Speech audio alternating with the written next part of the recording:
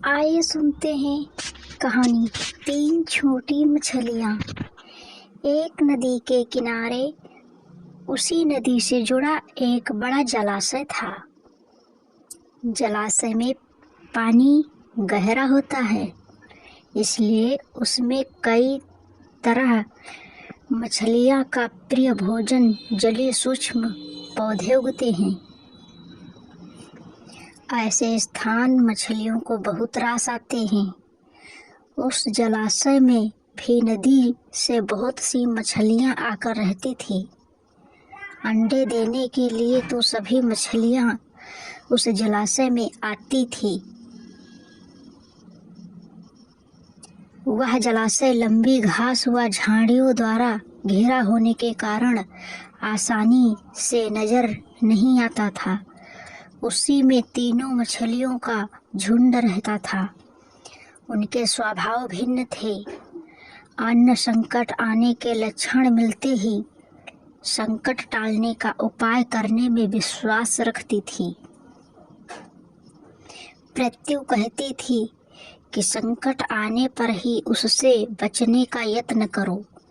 यद्दी का सोचना था कि संकट को टालने या उससे बचने की बात बेकार है। करने कराने से कुछ नहीं होता। जो किस्मत में लिखा है वही होता रहेगा। एक दिन शाम को मछुआरे नदी में मछली पकड़कर घर जा रहे थे।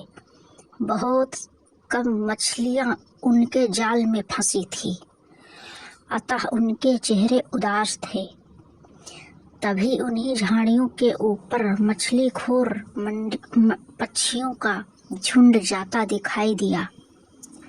सबकी चोंच में मछलियां दबी थी। वे चौंके। एक ने अनुमान लगाया, दोस्तों, लगता है झाड़ियों के पीछे नदी से जुड़ा जलाशय है, जहां इतनी सारी मछलियां पल रही हैं। मछुआरे पुलकित होकर झाड़ियों में से होकर जलाशय के तट पर आ निकले। ललचाई नजर से मछलियों को देखने लगे। एक मछुआरा बोला, आहा, इस जलाशय में तो मछलियां भरी पड़ी हैं। आज तक हमें इसका पता ही नहीं चला। यहाँ हमें ढेर सारी मछलियां मिलेंगी। दूसरा बोला। तीसरे ने कहा, आज तो शाम घेरने वाली है, कल सुबह ही आकर यहाँ जाल डालेंगे। इस प्रकार मछुआरे दूसरे दिन का कार्यक्रम तय करके चले गए। तीनों मछलियों ने मछुआरे की बात सुन ली थी।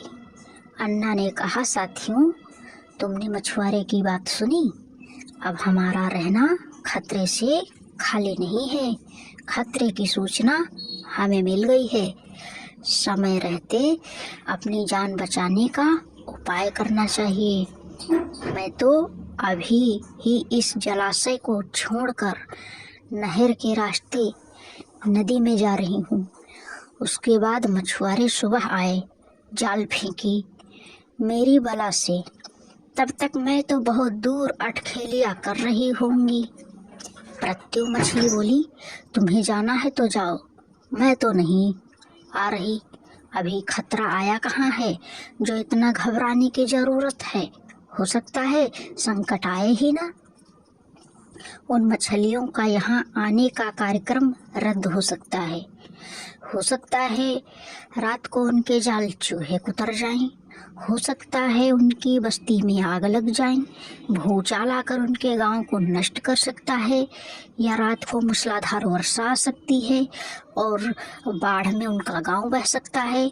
इसलिए उनका आना निश्चित नहीं है। जब वह आएंगे तब की तब सोचेंगे, हो सकता है मैं उनके जाल में ही ना फंसूं। यद्दी ने अपनी भाग्यवादी बात कही।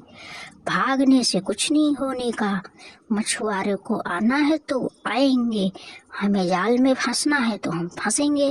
किस्मत में मरना ही लिखा है तो क्या किया जा सकता है। इस प्रकार अन्ना तो उसी समय वहां से चली गई। प्रत्यु और यद्दी जलाशय में ही रही। भोर हुई तो मछुआरे अपने जाल को लेकर आए और लगे जलाशय में जाल फेंकने। और मछलियाँ पकड़ने। प्रत्यु ने संकट को आए देखा तो लगी जान बचाने, उपाय सोचने लगी। उसका दिमाग तेजी से काम करने लगा। आसपास छिपने के लिए कोई खोखली जगह भी नहीं थी। तभी उसे याद आया कि उस जलाशय में काफी दिनों से एक मरे हुए ऊदबिलाव की लाश तैरती रही है। वह उसके बचाव के काम आ सकती है। जल्दी ही उसे वह लाश मिल गई। लाश सड़ने लगी थी। प्रत्यु लाश के पेट में घुस गई और सड़ती लाश की संढाद अपने ऊपर लपेट कर बाहर निकली। कुछ ही देर में मछुआरे के जाल में प्रत्यु फंस गई। मछुआरे ने अपना जाल खींचा और मछलियों को किनारे पर जाल से उलट दिया। बाकी मछलियां तो तड़पने लगी, परंतु प्रत्यु दम साधकर मरी हुई मछली की तरह पड़ी रही। मछुआरे को संढाद का भभका लगा तो मछलियों को देखने लगा। उसने निश्चल पड़ी प्रत्यु को उठाया और सूंघा। आग, यह तो कई दिनों की मरी मछली है, सड़ चुकी है। ऐसे बड़बड़ाकर बुरा सा मुंह बनाकर उस मछुआरे ने प्रत्यु को जलाशय में फेंक दिया। प्रत्यु अपनी बुद्धि का प्रयोग कर संकट से बच निकलने में सफल हो गई थी। पानी में गिरते ही उसने गोता लगाया और सुरक्षित गहराई में पहुंचकर जान की खैर मनाई। यद्दी भी दूसरे मछुआरे के जाल में फंस गई और एक टोकरे में डाल दी गई। भाग्य के भरोसे बैठी रहने वाली यद्दी ने उसी टोकरी में अन्य मछलियों की तरह तड़प तड़प कर प्राण दे दिए। सीख, भाग्य के भरोसे हाथ पर हाथ धरकर बैठने वाले का विनाश निश्चित है। इसलिए कभी भाग्य के भरोसे मत रहो। कर्म करो, फल की इच्छा मत करो। फल आपको निश्चित ही मिलेगा। बस अपना मेहनत सही से करो, सही समय पे करो।